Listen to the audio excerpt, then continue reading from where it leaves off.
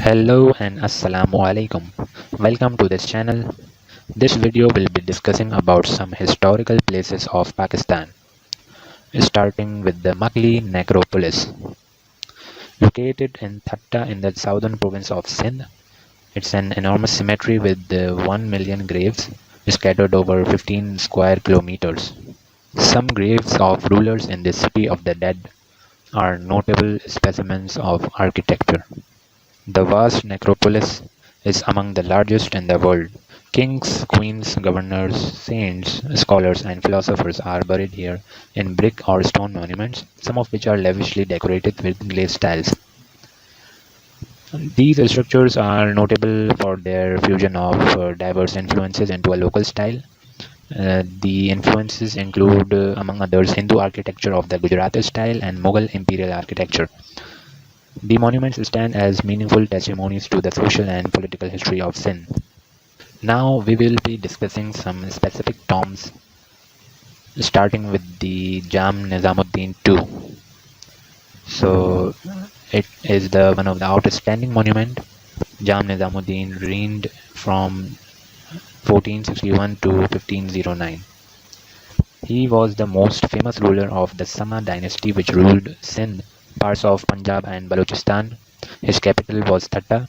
The Sama dynasty reached the height of its power and his rule is considered as the golden age of Sindh.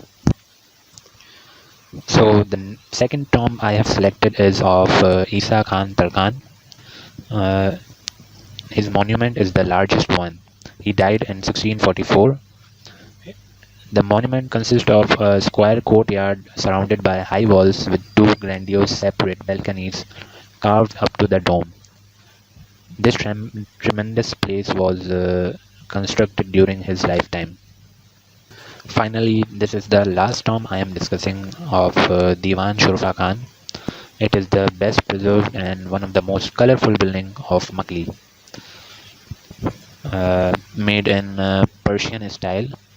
The interior of the dome is decorated with a radiating design of glazed bricks set in chevron pattern.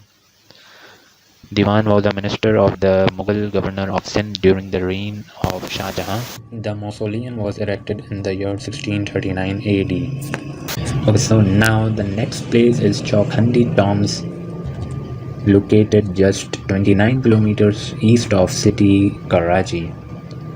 These tombs were mainly built during Mughal rule sometime in the 15th and 18th centuries.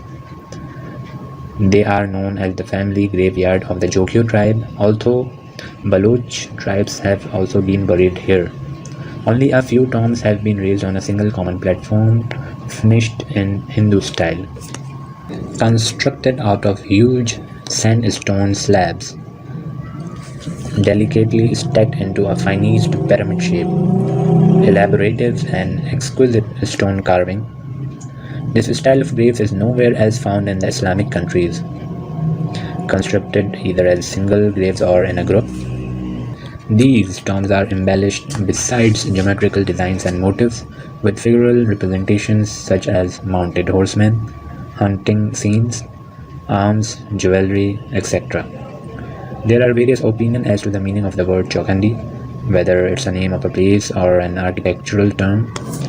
Finally, the most amazing place is here, Mohenjo Daro, also called the Mound of the Dead. It is located on the west bank of the Indus River in Sindh, one of the earliest and most developed urban civilization. It was discovered in 1922, but civilization flourished from the 3rd till the middle of the 2nd millennium BC, when it mysteriously disappeared. It had mud brick and baked brick buildings, an elaborate covered drainage system with soak pits for disposal bins, a large estate granary, a spacious pillared hall, a college of priests, and a citadel mound which incorporates in its margin a system of solid burnt brick towers. Mohenjo Daro is a skillfully planned settlement.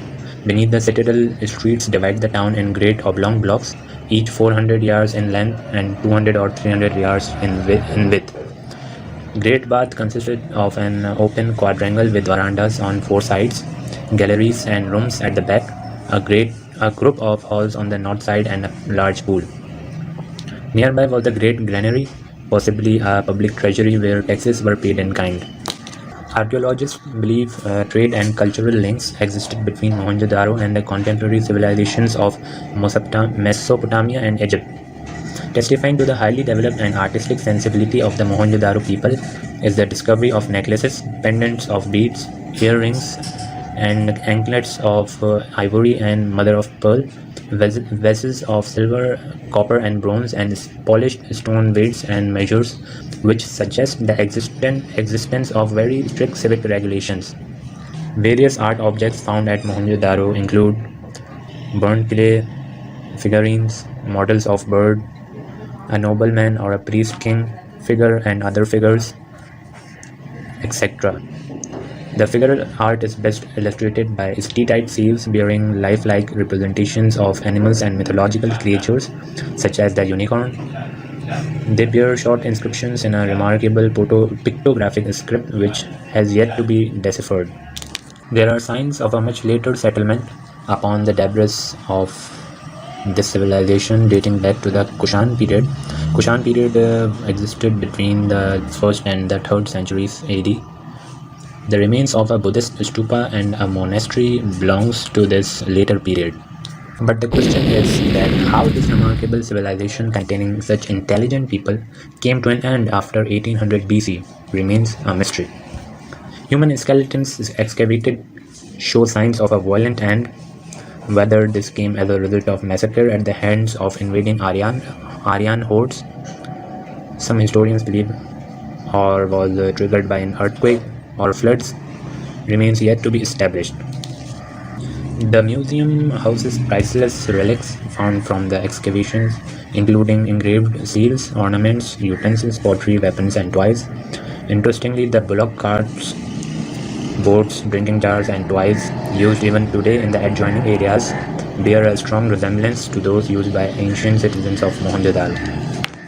So, Mohenjo Daro is located here, and these are the two places that we discussed in the video earlier. Thank you for watching. We will be discussing another interesting information in the next video very soon.